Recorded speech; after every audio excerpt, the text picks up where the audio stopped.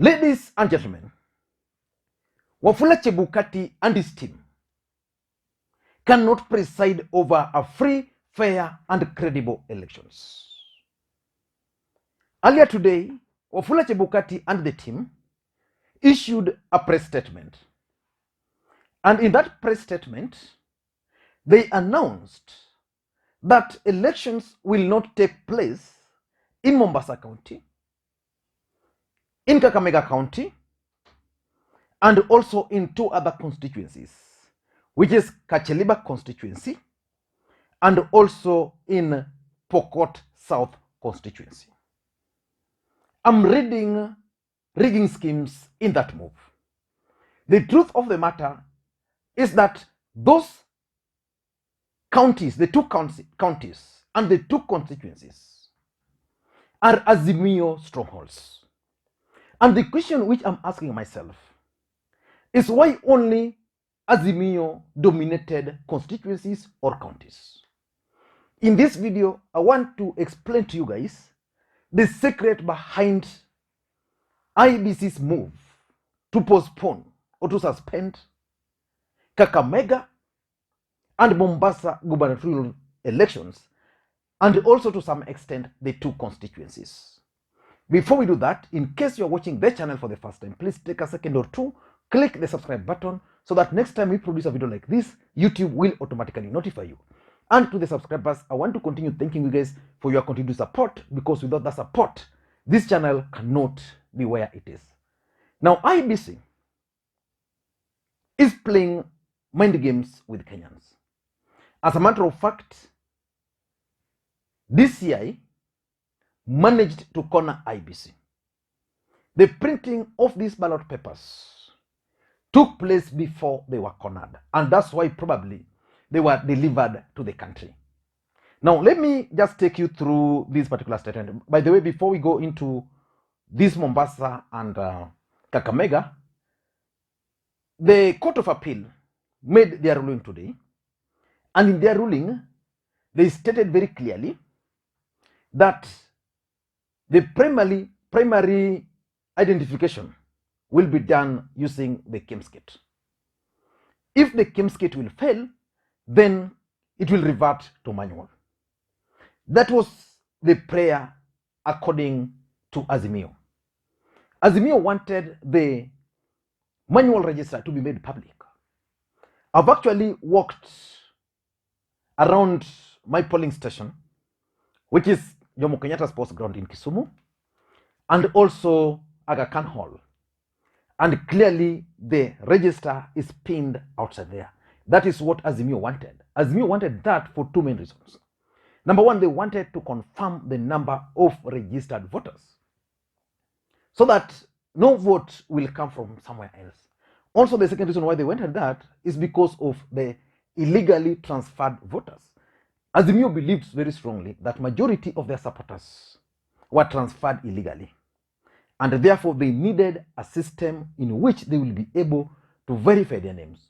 So by the time of doing this video, while passing through those polling stations, majority of Azimio supporters were already going through that list just to confirm that their names are in the register.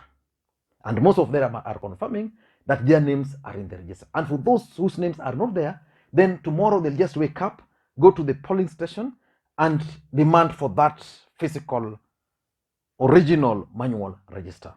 Now, let us now get back to this Mombasa and Kakamega issue. Why would IEBC print wrong pictures in Mombasa? Is it possible that they included the picture of Mike Sonko because they wanted Mike Sonko to spoil the party for Azimio? What about Kakamega? Now, let me read for you the statement by IEBC. It's saying, just part of it, we, however, wish to inform the country that despite the high level of preparedness, ballot papers for the following elective positions were noted to have errors. A, the ballot papers for Kakamega County governor position have wrong gubernatorial candidate pictures and their details printed on them. Kakamega County is one of the biggest counties in the country with the highest number of registered voters as far as Raila Odinga's strongholds are concerned. I'm not talking of Uhuru Kenyatta's stronghold or William Ruto's strongholds. In Azimio, Kakamega County is the only county with the highest number of registered voters. I think over 900,000. Is it 800 or 900,000 registered voters? B, the ballot papers for Mombasa County Governor position have wrong gubernatorial candidates' picture and their details printed on them. Of course, I've questioned whether IEBC went ahead and printed Mike Sonko's images, and there's nothing they could do when the Supreme Court made that particular ruling. Which begs the question, who are they working for? Number C, they're saying the ballot papers for Kacheliba constituency have wrong member of National Assembly candidates' candidates' picture, and their details printed on them. Kacheliba constituency, again, another stronghold of Azimio in Rift Valley. Then they're saying D, ballot papers for Pokot South constituency have wrong member of National Assembly candidates' picture and their details printed on them. Again, another Azimio stronghold. I would not question all these if, for example, there was a county, let's say Nakuru, or a county, let's say Meru, or a county, let's say Kericho, or a county, let's say Uasin Gishu, or even Nandi. Why only Azimio strongholds? Which means there are schemes. And therefore, I want to appeal to any Azimio supporter out there in those regions to be very careful. And they're concluding, as a result, elections for the respective positions have been suspended to a later date that will be announced through a gazette notice. Now, let me deliver this message to my friend Hassan Omar, who is a gubernatorial candidate in Mombasa. I've already seen his statement. Hassan Omar, if you are listening to me, I opined in one of my videos last week that you are not William Ruto's favorite candidate for Mombasa. William Ruto is keen on having Mike Sonko as the governor for Mombasa. So all these schemes are attempts to lock you out and to lock Abdul Somad Nasir. So as much as you're my friend and as much as you can say whatever you want, the truth of the matter is that Ruto is not keen on you. He's keen on Sonko. And that's why IEBC printed wrong images, so that the elections can be postponed, so that Sonko can proceed with whatever he was planning. But let us not get into that. For me, the larger picture is that all these schemes are intended to impact negatively on Raila Odinga's bid for the presidency. The question I know which you are asking, how is Mombasa governor position going to affect Raila Odinga? How is Kakamega governor position going to impact on Raila Odinga? I know that's the question you are asking. Now take coffee, take your porridge or some popcorns. But before we get into all those details, in case you're watching this channel for the first time, please take a second or two, click the subscribe button so that next time we produce a video like this, YouTube will automatically notify you. And to the subscribers, I want to continue thanking you guys for your continued support. We are going to follow these events very closely, but my rallying call is that let us remain peaceful. All of us have our preferred candidates. And although voting is secret, you know that your family, your friend knows where your stand is. So just go vote for them, go back home. Let us get back to the issue.